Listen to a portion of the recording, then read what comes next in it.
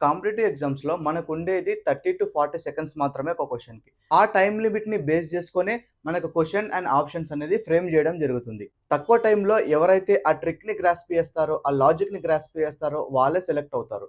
So, ఒక్కసారి ఈ question చూడండి మీకే అర్థమవుతుంది. So, when a smallest number is X is divided by 8, 16, 18, 20 and 25.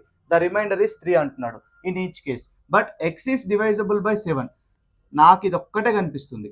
So 7 డివైజబిలిటీ రూల్‌ని ప్రతి ఆప్షన్‌కి మనం వెరిఫై చేసుకోవాలి. సో ఫస్ట్ ఇక్కడ 3 ఉంది. సో 3ని మనం డబుల్ చేయాలి. 6 అవుతది. ఆ 6ని 720కెళ్ళి మైనస్ చేయాలి. సో -6 చేస్తే ఎంత వస్తుంది మనకు? 714 వస్తది. 714 ఈస్ డివైజబుల్ బై 7. ఇది పక్కకు పెట్టుకోండి ఒకసారి. ఓకే. కమింగ్ టు దిస్ 2ని డబుల్ చేస్తే 4 వస్తది. 730 - 4 చేయండి. మనకు 726 వస్తది. It is not divisible by 7. Okay. Same 0ని డబుల్ చేస్తే 0వే.